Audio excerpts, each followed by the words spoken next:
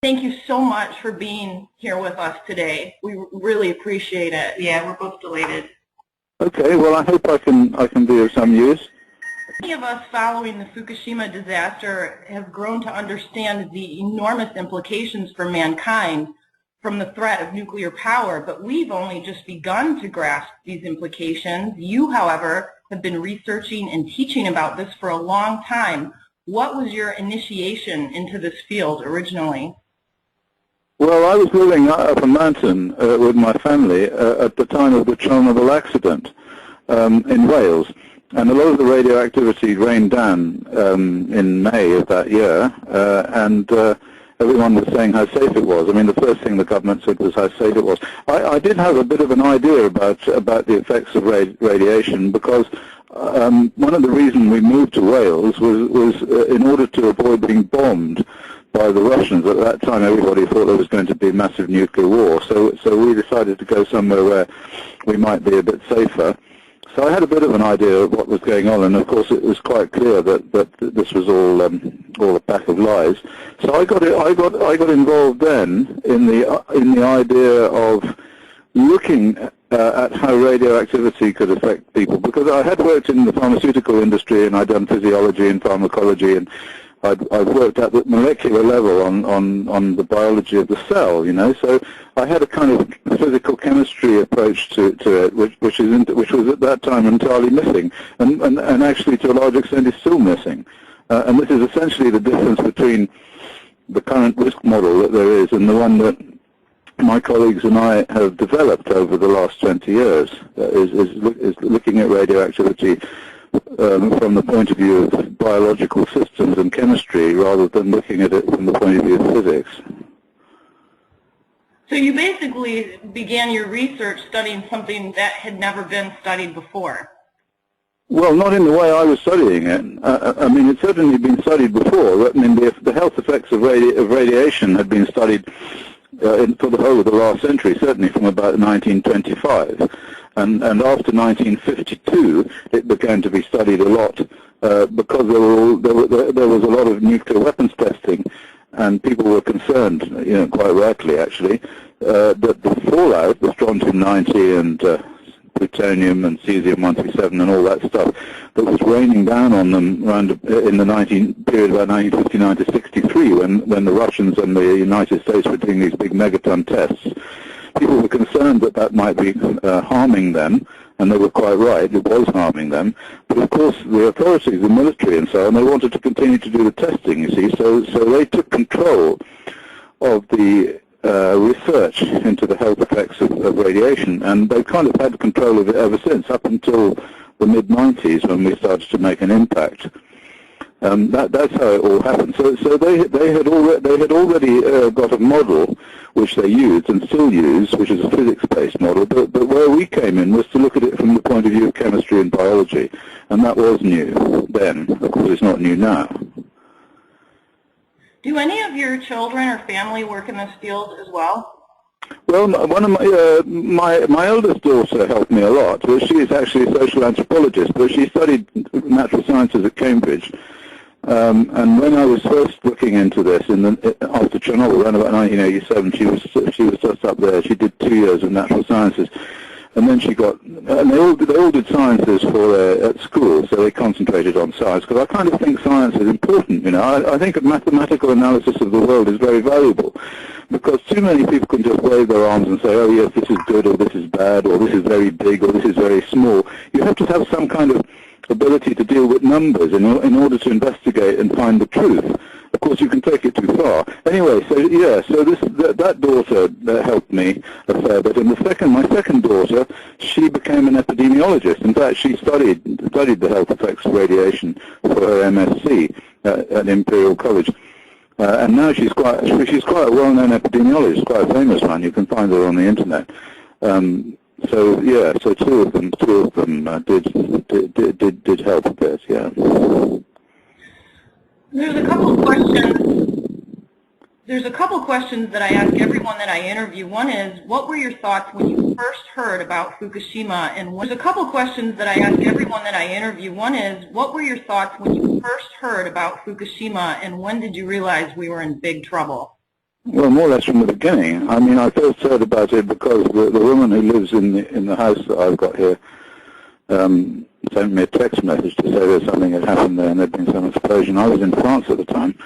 And I've always been luckily, or maybe unluckily, but certainly fortuitously in the right place at the right time. So I was just coming back from France to London when I heard about this, and I was in London on the first day after the explosion, and then the BBC phoned me up and said, you know, we need somebody to talk about this, and so I was right there at the beginning. And of course, from the beginning, it was quite clear to me that this was a similar sort of incident to Chernobyl. I mean, you don't have an explosion at a nuclear power station which is safe. It's not possible. And then when I learned more about the kind of explosion, of course they were saying it was a hydrogen explosion, but then they said that Chernobyl was a hydrogen explosion, and all of the pro-nuclear scientists, of course, came out of their boxes to say how safe it was. Endless string of these people coming out on the television and radio saying there was no problem. It was quite clear to me that there was a big problem. I didn't know how big, but I mean, I quickly figured out that it was very big, and then I just started to say how big it was. You know, I thought it was probably comparable at Chernobyl from the beginning, and it turns out that it was. In fact, it's worse in a way because there were far more people living close by. I mean, Chernobyl was in an area where there was not a huge population density, but in that part of Japan there's a very big population density. So a lot more people got exposed. Dr. Busby, where do you think the corium is, and what is it doing? Okaku had stated 2 months ago that at reactor 2, the corium is now liquefied, something that had never happened before in the history of nuclear power, but this means it would have to be 5,000 degrees or hotter. Arnie Gunderson? Yeah, sure. I think about 3,800, 4,000, something like that. It certainly got to that temperature, in my opinion. And probably it's melted through the reactor pressure vessel, in my opinion. It's probably somewhere down in the ground. I mean, Russia Today told me that they had evidence at some time, people were saying that there were big cracks appearing in the ground and steam was coming out, and the radioactivity was very high, that when they got close to measure it around about that time. So you know, we don't know, but my guess is that it's through the reactor pressure vessel and into the ground. Then what it'll do is it'll spread out until it gets to a sort of self-limiting point. So there'll be a lot of heat being generated, but it will generally cool itself as it spreads out, and then it'll be contaminating the groundwater. I think that's probably where we are at the moment. It'll be still fissioning, of course, so there'll be loads of stuff still coming out. You know, and in fact, I think we know that because there were some measurements made of xenon isotopes that had very short half-lives. I mean, when was that? That was about Christmas time, last Christmas time. To be honest, I haven't really followed it very closely. I've got a lot of other things to do. I'm dealing with stuff in Europe at the moment, and uranium and this and that, you know. So I've more or less said what I had to say about Fukushima, and it seemed to me that an awful lot of people were looking at it now, and I could relax slightly and get on with other stuff. You know, I get hundreds of emails all the time telling me about, you know, sort of blow-by-blow account about what's happening out there. And I just can't deal with all of them, you know, so I just scan them through very quickly and pick out the odd one that seems interesting. And I assume if anything serious happens, somebody will get in touch with me, and usually that is the case. I've read that the corium underground would gradually pick up dirt and cool and shut itself down, but is the fact that we're pouring salt water on these reactor cores perpetuating a continuous reaction, kind of like a sodium reactor? Well, one thing that if you pour the salt water on them continuously is you create a much more volatile form of uranium, because the halides of uranium, so you could get reactions in principle chemically, you could get reactions taking place there which would cause the uranium to become more volatile. And there's an awful lot of uranium there. And I agree with you, whoever said that it would slowly, you know, distribute itself till it cools slightly. And then, but it will only cool slightly. It's not going to go to the point where it will cool down like you could put your hand on it or anything. You're still talking about a horribly high temperature. And there are lots of quite volatile radionuclides in all of that, which will evaporate. I mean, one serious one that nobody has looked at or measured, except me, is lead-210. Now, lead-210 is a natural radionuclide decay product of radium-226, which is a decay product of uranium. And lead-210 has a daughter, polonium-210, which is an alpha emitter, which is the one that they killed that spy Litvinenko with. Now lead is very, very volatile, so at the sort of temperature that the corium, as you call it, is, it's quite likely that it will have volatilized all the lead, and this will have distributed itself all over the area. I mean, I certainly measured it in Tokyo. So we had I think I put out recently, well, in fact, I think MsMilkytheclown copied it quickly, but we found lead-210 in this air conditioning filter in Tokyo, quite a lot of it. So that's quite a serious nuclide, that one. This question came from Daniel Algodi. Is there a possibility of the corium causing an interaction of epic magnitude, such as a hydrovolcanic explosion? Yeah, will it go bang? I think, well, I don't know. You know, we are totally in new territory here, and I wouldn't like to say what would happen. I mean, all I can give you is a sort of basic physical chemist's approach to what I think is likely. And I don't think it's likely that there will be any serious explosion. I think that what's most likely is that it will continually contaminate the environment more or less forever, unless somehow you can isolate it by getting underneath it or around it at a low enough level so that whatever goes on there to cool it can't wash the radionuclides out into the sea. Otherwise, all of that stuff is going to slowly corrode and get washed out into the sea, and then it will contaminate the whole coast. It seems to me that that's the most likely scenario. The idea that it's suddenly going to go bang, I think, is increasingly remote, because I think if it was going to do that, it would have probably done it by now. You see, the only way it will go bang is if there's some kind of critical fission, and that would depend upon increasing what they call the F number above 1.0. And I can't see really how that could happen, given that it's distributed itself down into the ground and spread out. It doesn't seem likely that that can happen. I think what happened originally was it got hot enough to volatilize the plutonium. See, in these reactors there's always plutonium, and in reactor 3 there was plutonium they put in there in the first place. And plutonium has a lower boiling point to uranium.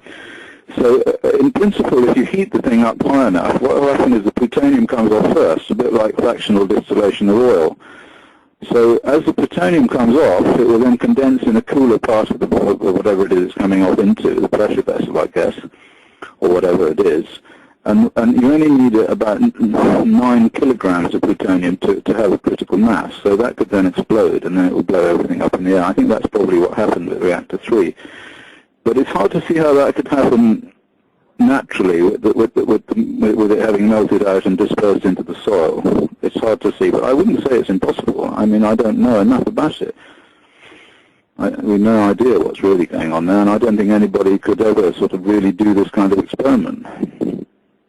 So it's new stuff. If you had complete control over the site and money was no object, how would you contain Fukushima? Yeah, okay, good question. I tell you what I would do is I would, well, there were two ideas I had. One was to blow it into the sea with straight charges, was to seal off the harbor, but I think it's... If you had complete control over the site and money was no object, how would you contain Fukushima? Yeah, okay, good question. I tell you what I would do is I would, well, there were two ideas I had. One was to blow it into the sea with straight charges, was to seal off the harbor, but I think it's probably too late for that now. And once the problem is it's extraordinarily radioactive, so you can't get close to it. Robots won't work, and you can't put men in there. And anyway, even if you could, you don't have the men who would go in there. I mean, the Russians put men in there, and they went in there, and they did what they had to do. But I don't think the Japanese would put that. I mean, there were thousands and thousands of liquidators went in and sorted out the Russian one. So I think what you have to do is kind of leave it where it is, to isolate it from the environment. And the only way to do that is to dig a number of concentric trenches around the site. So you'd have to dig around the site deep enough to go below anywhere where the water is likely to seep underneath your trench, and then fill those trenches up with non-permeable concrete or something, or line them, so that any water then that's washed into the reactor that you're using to cool it would then wash into these trenches, and then you then take this water and pump it back in and just recirculate all the time until it becomes radioactive, till it's very radioactive. And you can reduce that radioactivity by filtration or by precipitation or whatever, lots of chemistry. And you'd have to do that more or less forever. It would have to become a sort of like a permanent engine for keeping it cool and isolating it from the environment. And that's all I can think of doing. I mean, apart from that, I can't think of anything. And I think even that probably wouldn't work perfectly. But it's better than, it's better than anything else. It's the kind of best shot, really. I can't see there's any way of dismantling it in such a way that you can pull bits out of it and separate them and make it safe. I can't see how that could be done. But then this is just me. I'm not a reactor engineer. I'm just a physical chemist. I don't know if you can answer this, but can frequency contain or neutralize radiation? Could a large-scale frequency array be built around Fukushima to contain the releases? Kind of right. Like no, the answer is you couldn't. No. I mean, this is just impossible. There's no physics that would underpin such a thing. I mean, a lot of people. I've seen there's an awful lot of people who do sort of science fiction approaches to radiation. But they're a bit on the same level as the Russians' idea that you can save yourself from radiation by drinking vodka. And there is no frequency that will ionizing radiation is like a fundamental physical reality which cannot be dealt with apart from hiding from it or shielding yourself from it. That's it. There's nothing you can do. There's no frequency that will deal with it. Dr. Busby, what do you think are the long-term health ramifications for the U.S. and Canada? Should we only be concerned about the Pacific Ocean contamination and the tsunami debris, or will we be continued, or will we continue to be hit with atmospheric fallout? Or will we continue to be hit with atmospheric fallout if the plant? Okay. Well, actually, I don't think that what you have to realize is that you were hit with an awful lot of atmospheric fallout at the time of the weapons testing in 1959 to 1963. And a lot of people in Canada died as a result of that. A lot of cancer increased, a lot of infant mortality, because there's a lot of rain and snow in Canada, and a lot of it came down there. And this is not as bad as that. So what has happened in Fukushima, and of course there's not an awful lot of stuff coming out of it now. Most of what was going to come out has landed on Canada, and actually it wasn't an awful lot. I mean, I have looked quite closely at this. I've looked at the weather patterns. I've looked at the measurements. I've even had people have sent me samples because I was concerned about it, because there are lots of people driving around with Geiger counters measuring radioactivity. An awful lot of that radioactivity is from radon, I have to say, okay? So when people wipe down their windscreens and say, it's terribly high, the radioactivity, and they think it's all coming from Fukushima, or there's some big cover-up or whatever, I think it's not. I think that the evidence, as far as I can tell, and I know a bit about this, I do a lot of measurements myself, is that there's not a lot of stuff coming now from Fukushima, and probably at the beginning there was some, but it was nothing like the quantity that came from the weapons fallout. So I don't think you need to worry too much about it, unless, of course, I'm wrong and the whole thing blows up, which I guess there is a finite chance of that. Something strange could happen. It could all, melt down and filter into a little hole in the rock and then become concentrated in some way, and there could be a nuclear explosion. But if it's just distributed into the grounds, I don't think that will happen. So I don't think you need to worry too much about it. The Pacific Ocean will become contaminated. The fish will be contaminated, and of course you get the salmon. You get fishing on the west coast of Canada and shellfish, and the coasts will become contaminated. But it won't be as contaminated as it was from the weapons fallout. So I don't think this is the end of the world that everybody's saying. I think it's just like one more nail in the coffin. I have to say that I think the weapons fallout and the nuclear reactors and the uranium mining in Canada are very serious. That is, dust going everywhere, and the particles from Iraq and Afghanistan floating around the world. These are probably just as serious, and everything adds up and adds up and adds up. So what we're seeing is the death of the genetic structure of the human race and all life. But it's not just Fukushima, it's everything. They're all adding and adding and adding and adding. It's very, very serious, very, very serious. It's terrifying. This question came from D. Wolpoff. When do you expect the brunt of ocean contamination to hit Hawaii? I think it probably already has. I can't see that it's going to get a lot worse than it is now. But I don't know. I mean, I haven't followed. The currents generally go north from as far as I can make out. They go up north along the coast of Japan, and then they come around in a circle and then come down again. But then the fish swim against the current, so I couldn't say. I certainly know the particles have got to Hawaii because we've measured them there. So the aerial contamination has come to Hawaii, but it's not very large. It's not a huge amount. My concern is the uranium particles and the plutonium particles, and I guess that they will have got to Hawaii already. But as far as the water is concerned, I don't know. I would have thought that whatever's going to get there has got there. This question came from Tim Lastly. Do you feel from some of the car filter tests that the West Coast cities of Seattle, Portland, San Francisco, or LA may be unsafe to be doing outdoor activities? Okay, well, I've actually looked at car filters from Japan, and the alpha activity in the car filters from Japan is not that great. And that's there's an awful lot of cesium-137, there's a lot of lead-210, there is some uranium-235, and probably some plutonium. I wouldn't have thought that by the time you get, like, it's 2,000 miles away. I know it's downwind, but the concentrations, I think, on the west coast of America are not hugely high. And in fact, I have looked at filters. People have sent me a filter from I've had 2 filters from Los Angeles. I've had 2 filters from Vancouver. And I've looked at both of those and haven't found anything much in them at all. So I wouldn't get too worked up about that, no. And also, you see, luckily for you, luckily for the United States, for the continent, it's a very, very long way from Japan. And the winds generally go north and come down. They go up over the Arctic and then come down. So some of that stuff's come down into Sweden, come into the Baltic states and to Denmark. And of course, it's come down the coast into the United States, and in fact, it's even gone down to Florida.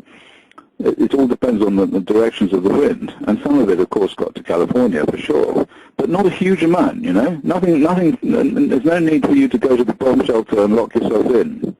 It's not as bad as that. It was much, much worse during the nuclear weapons testing.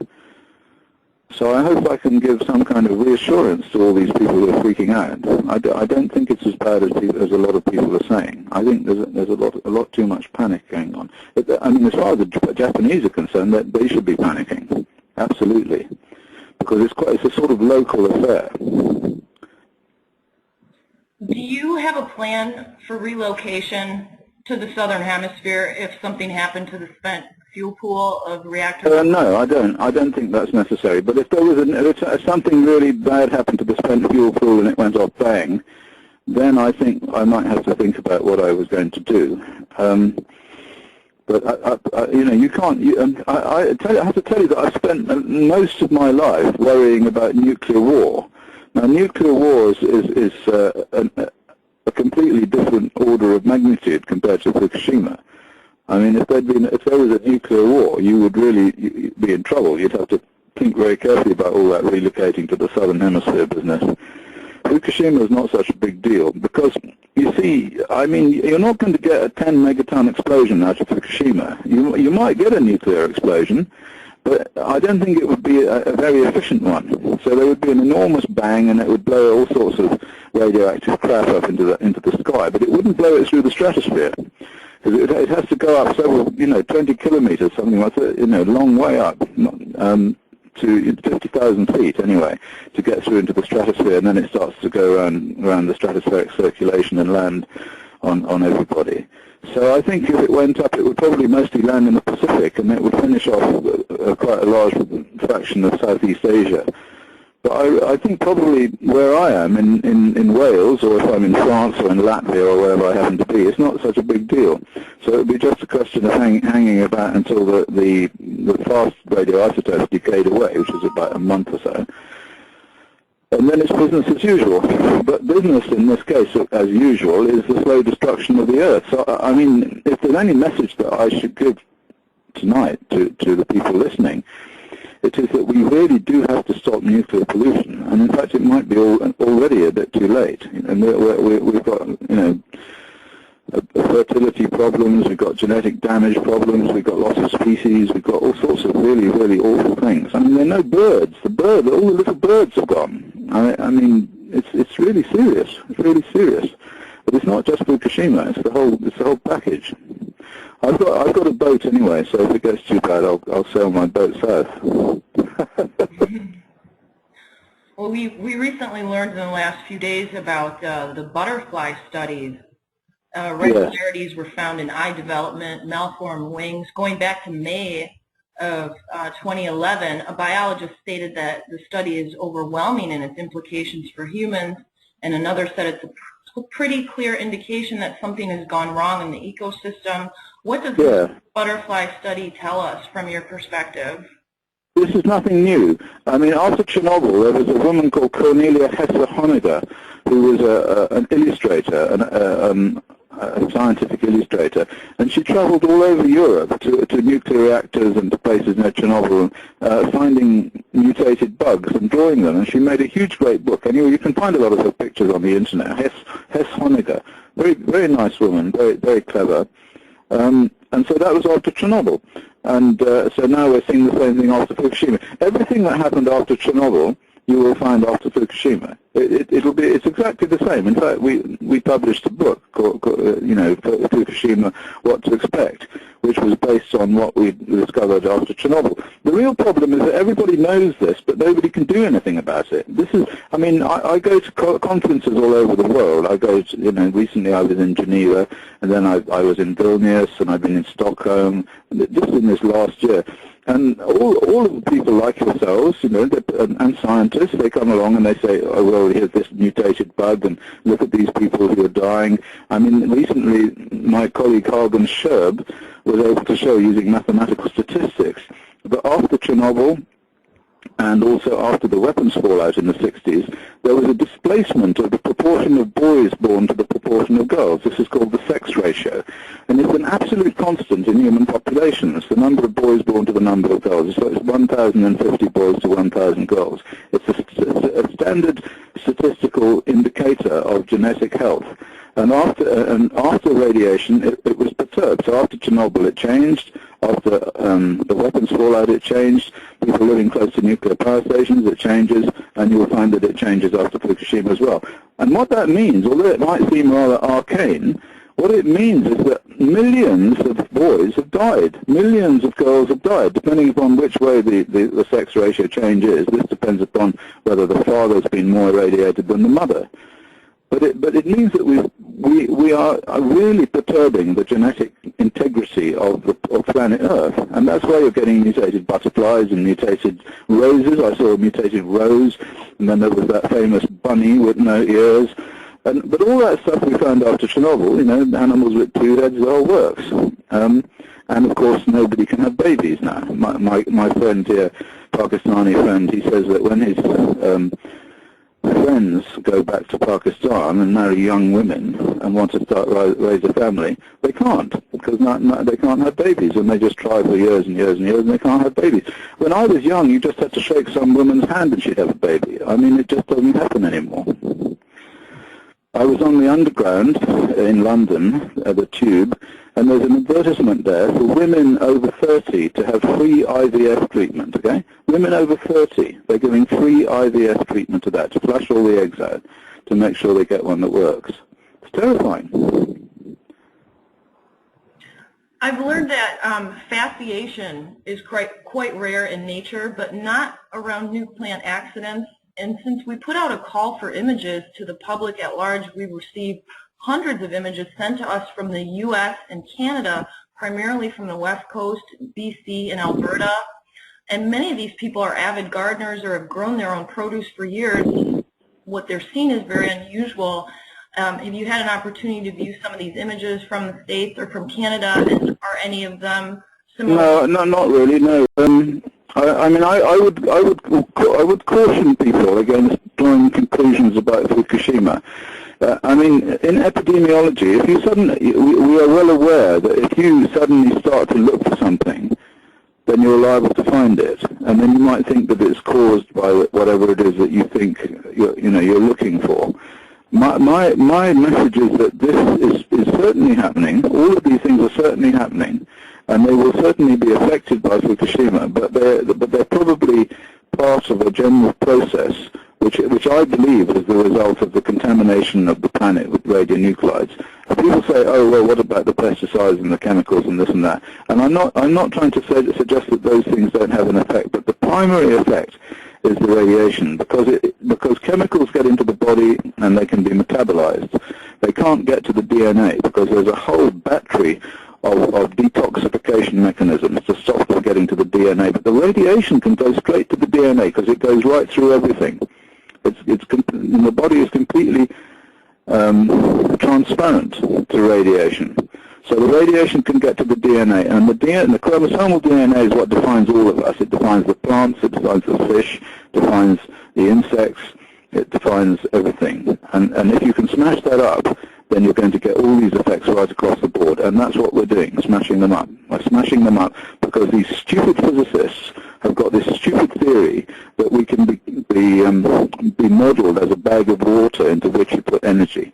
They refuse to consider the chemistry, they refuse to consider the biology, and now they even refuse to consider the massive evidence that they're wrong. Massive evidence that they're wrong. But I tell you, there's a little bit of light on the horizon, and that is that I learned today that the Japanese Parliament has actually passed a law to do with the development of nuclear energy. But inside it, it says that the people who develop the nuclear energy have to ensure that people are safe using the risk model of the ECRR, and that is formidable. That is actually a massive change, because the risk model of the ECRR would not allow the sort of thing that's going on in Japan at the moment.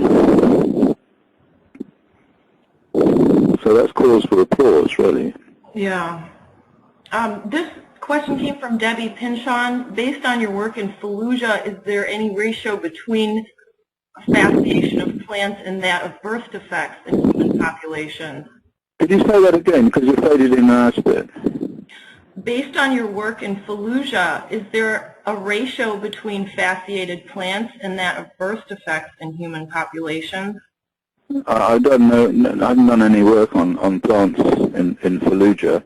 I mean, you would expect to find effects from radiation exposure in all systems.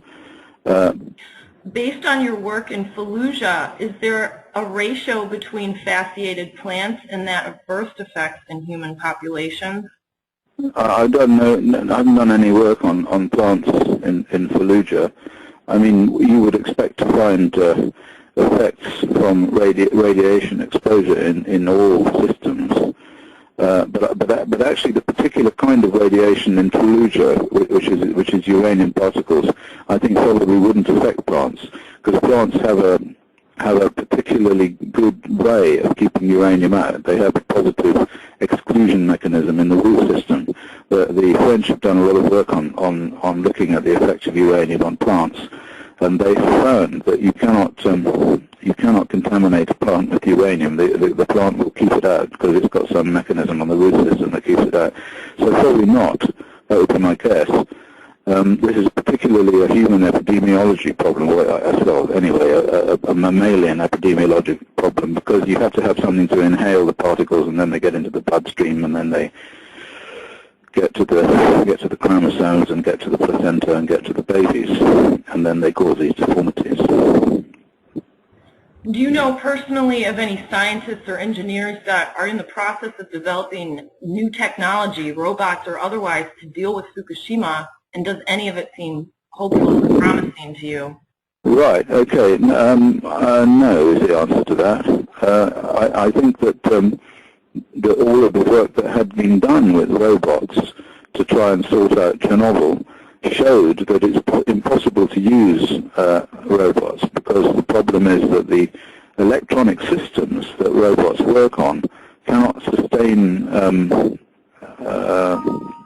they cannot function when the radiation fields get too high, because when radiation impinges on a substance, on any material, what it does is it creates electrons. That's why it's called ionizing radiation. It's absorbed by the material, and it ionizes the material, which means that it kicks electrons out of the material. Now the problem is that robots work on electrons. Your computer works on electrons.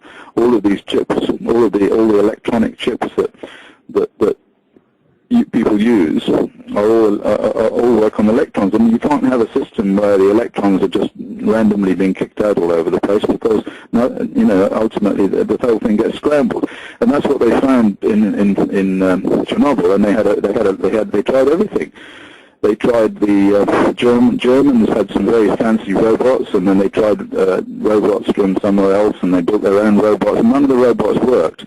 They worked up to the point where they got into the high radiation fields, and then they just went mad, went around in circles, and sort of fell off the side. That's why in the end in Chernobyl they had to send men in. They called them bio-robots, and they just called up 20,000 men from the reserve army lists, and they put roofing lead around them and sent them in to pick up this stuff by their bare hands and throw it over the side. And of course they all died. You won't hear that. I mean, the international nuclear industry says that nobody really died after Chernobyl except a few of the firemen right at the beginning. But there's an enormous number of people who died because the Russians sent in these young men. And the young men just got huge radiation effects, and then they mostly died before they were 40. Terrifying. But this can't happen in Japan, and the robots won't work. So as I say, there's nothing you can do. They just have to dig around it, isolate it, put up a big notice saying mankind's folly, and keep it cool for another 1,000 years or however long it is.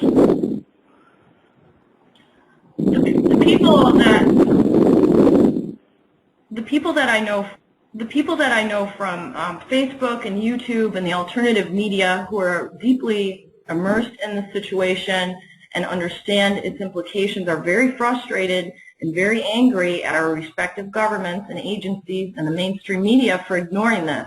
If you had 1,000 people at your disposal that have internet but no funding, how would you direct them to make a difference? I know exactly what to do. As it happens. I mean, this is a problem we've had for some time, and I've thought about it for some time, and I figured out what to do. There is something we can do. And in fact, I'm doing it in Europe at the moment. I launched this in Geneva. I figured it out last year. I went to a conference in Austria, which was called by some people who were asking this exact question. And it was a conference of legal people, lawyers from various universities and very eminent people. And there was a woman there from the College of William and Mary in Virginia who had studied how you could use the law, human rights law in particular, to protect the environment. And it was not very difficult to convert her book on this and the papers that she gave me into a strategy. And this strategy is I launched maybe about 2 weeks ago from Latvia, and it can function in the European Union. And the first stage of it can't function in the United States because there is a foot in the door in the European Union, which is the EURATOM Convention. There was a big treaty called the EURATOM Treaty, which was about collaboration and cooperation between European countries, which was signed in the 60s. And as a result of this, there's a document called the Basic Safety Standards Directive. Anyway, to cut it short, it's possible to petition the European Parliament to ask for a re-justification of the Basic Safety Standards Directive. And this is what we're doing. So any of the people who are listening to this in Europe, if they don't know about it, they should check out the website called www.nuclearjustice.org. And this nuclearjustice.org consists of a number of scientists and jurists and experts and so on, including me. And we are going to use international human rights legislation to stop them. Now, you can also do this in the United States, but the main thing is to start it in Europe because it's a lot easier in Europe. In the United States, what we would do is we would get these people to write a petition asking the Nuclear Regulatory Commission in the USA, and in Japan it would be whatever the equivalent is there, or in Korea or China or wherever it is, and draw to their attention the fact that nuclear pollution contravenes all of the agreements, all of the international agreements on human rights.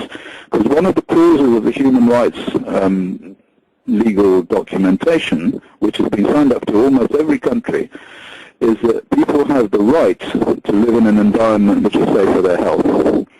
And so what you can do is you can ask them to justify the contamination of the environment under human rights legislation.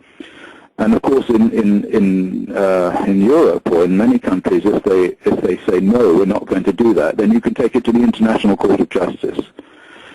So that's one way that you can, and that's what I would suggest. I don't see any point in throwing yourself in front of diggers and all that. I've done all that, chaining yourself to nuclear power stations and so forth. I mean, it doesn't work. And it just, I mean, it might be fun, but it doesn't work. You've got to take these people on legally. What kind of response have you had since you started asking people to sign the petition?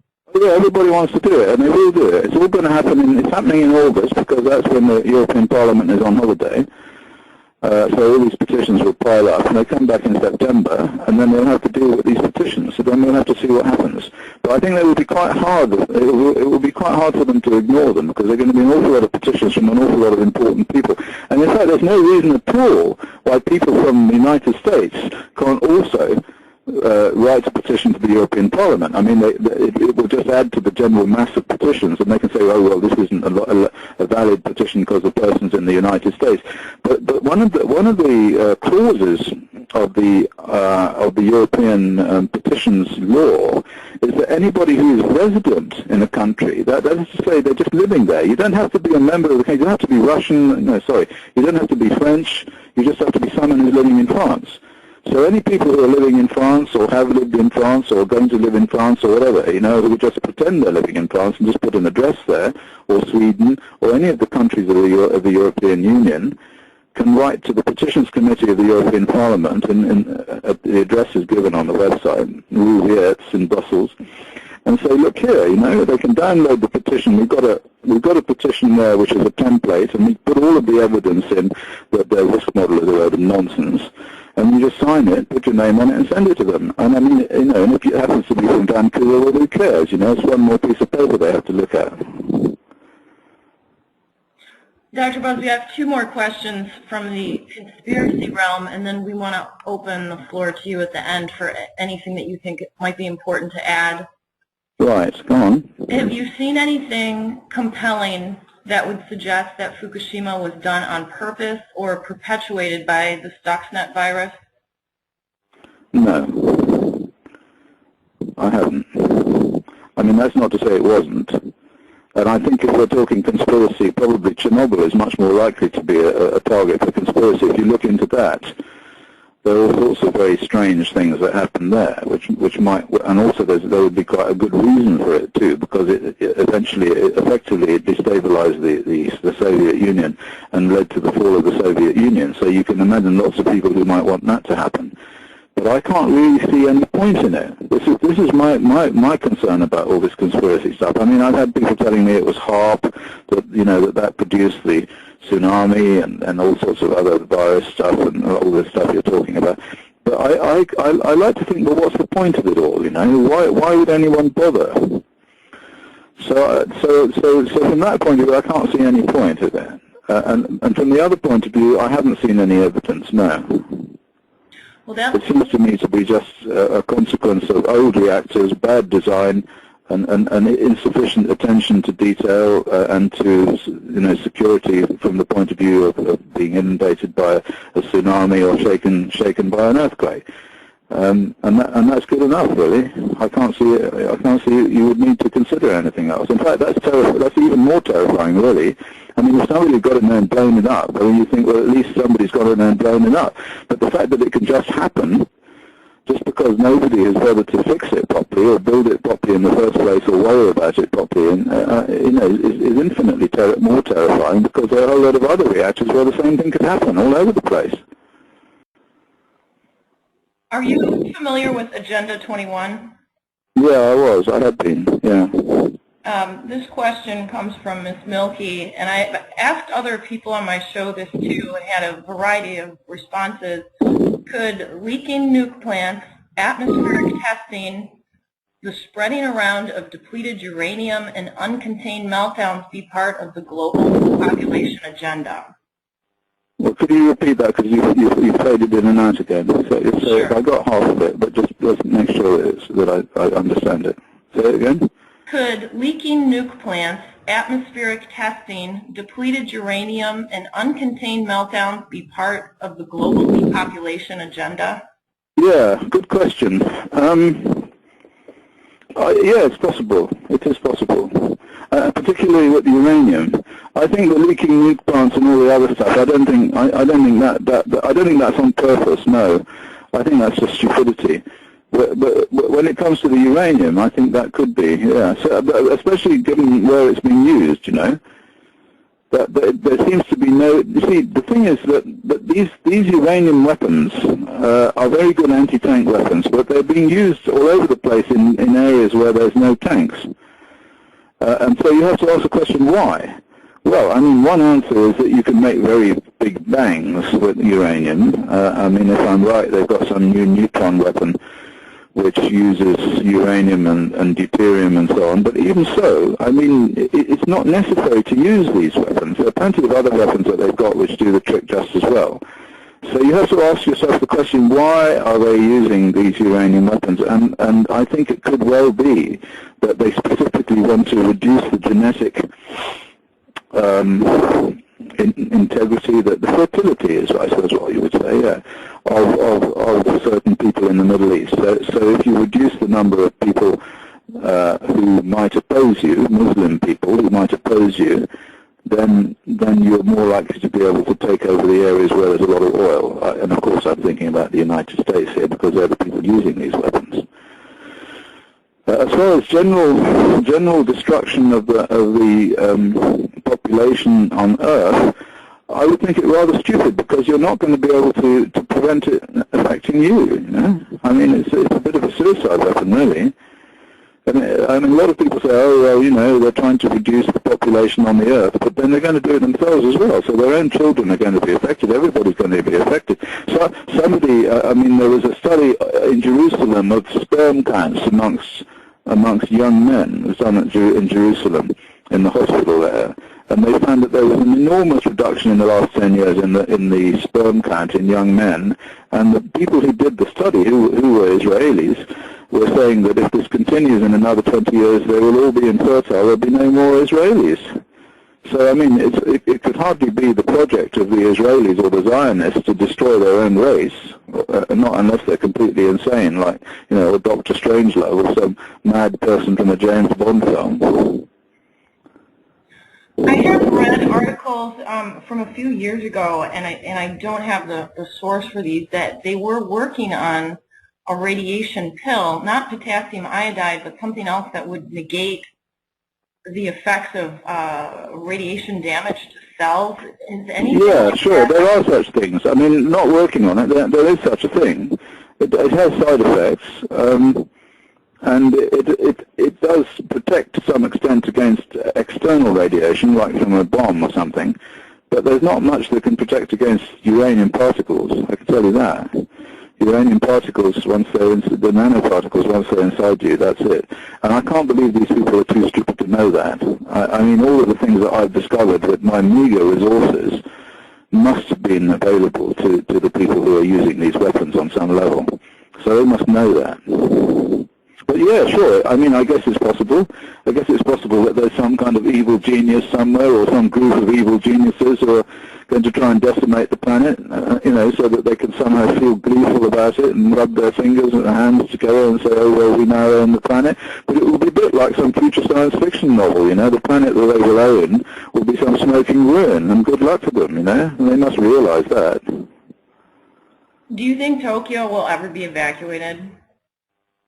Well, I can't see how they can evacuate it. I think they had some plans at some time, but no, I think they're just going to cross their fingers and hope for the best and cover up all of the damage. I mean, I've calculated the I've calculated the increase in cancer on the basis of the measurements that I've been given and I've made. And I published them in that book, the Japanese book that I did with Makiko, so that's all there. It's not an enormous amount. I mean, like I said, it's like this is how the world ends, not with a bang but a whimper. You know, they're not going to all suddenly fall down dead and their children are going to be born with 2 heads. That's not going to happen. What's going to happen is the cancer rate is just inexorably going to rise. You know, there'll be more leukemias, there'll be fewer children, there'll be, you know, people, more heart attacks, more strokes. But then also, there are an awful lot of people, and the government will not release statistics, or they will fiddle with statistics just like the Soviets did. And then the nuclear industry people, all their tame epidemiologists will come out and say, oh, well, there's a slight increase in cancer, but it's due to radiophobia, or people are going out in the sun too much, or some nonsense or another. It's all utterly depressing. It's the sort of Sovietization of the West, really. And I mean, I can't continue to fight them, you know. I've got my own life. I can't spend my whole life writing papers saying the same thing, which they just ignore. So I just do what I enjoy and what I have time for and what I have money for, too, of course, you know, because nobody pays for this stuff and a lot of it's quite expensive.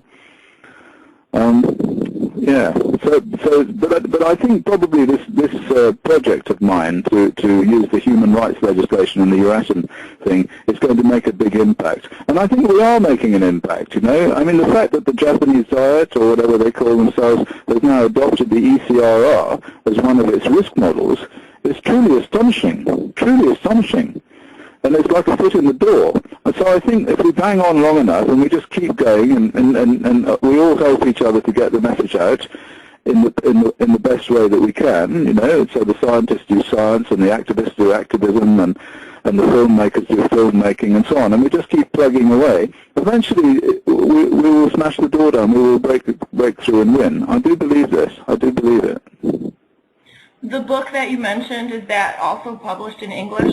That's published in Japan by the Credential Publishing Corporation. I think, I'm not sure, in English it would be something like The Horror of Fukushima, but it's in Japanese, and I can't read it. It's just got a picture of me on the cover and a load of Japanese. But I know what I said, and she translated it all into Japanese and put in all the data and everything. So people who speak Japanese can buy that. And someone has said I should translate it into English and publish the English version, but I don't have the time or the money or really the inclination either. So we'll have to rely on people phoning me up and asking me. A lot of people do, of course. You know, I'm always getting emails, and I always answer them, saying, you know, is it safe to live here, or should I do this, or, you know, can I drink milk, or whatever it happens to be. The biggest danger now in Japan is from the coast, from the water, from living near the coast, and eating shellfish and fish. I know that you answer your emails. You've answered a few of mine and Miss Milky's, and I want to thank you for everything that you do to educate us, your patience and your demeanor, and you're teaching a very complex and frightening subject to a lot of people, and it gives many of us hope that someone does care. You're really everyone's favorite teacher when it comes to this stuff. You're very kind. Well, I have to do this, you know. I mean, fate puts you in positions where you have to act as a sort of moral human being, and you can't do anything else. It's a bit like the Good Samaritan, you know. If you happen to walk by and somebody is in trouble, you have to help them, and that's the position I found myself in. I came into this sort of as a scientist because I was interested in the problem. I couldn't quite believe that the child leukemia cluster at Sellafield, which then was the largest source of radiation on the planet, couldn't be caused by radiation, given that radiation causes leukemia. And yet the government was saying, no, it's not possible because the dose isn't big enough. And I came in there, it was almost like walking past a chess game where you see two people playing chess and you can see a move and you think, no, that's not right, I've got to move the knight here. So it was purely abstract almost, you know. It was like a problem, a chess problem. But then that put me in another position where I had to think about something else, and slowly I waded into this swamp and had to learn epidemiology, I had to learn radiation biology, dosimetry, you know, measurements, you name it. And so I spent 20 years of my life doing this stuff. And so then there I was in London when Fukushima went off bang, you see. So I mean, here I am. This is why I'm talking to you. So I do my best. Well, we'll continue to promote anything and everything that you do to protect children and really all of humanity from Fukushima and all the other nuclear threats that we have. I saw a quote the other day that I thought you would like. There is no greater measure of the moral health of a society than how it treats the most vulnerable people within it. Correct, yeah. And I want to say how grateful I am to all of you people who have decided to pick up this torch, because it is actually one of the most important things in the world at the moment. This radioactive pollution is the most dangerous thing it's throughout the whole of history on this planet, the history of life on this planet. This is what's going to stop it all. And it's so beautiful and so wonderful that all of these people all over the world that I'm sort of vaguely in contact with and who get in touch with me and give me their love and their support are all working much of their time with very little money and very little support to try and fight this good fight.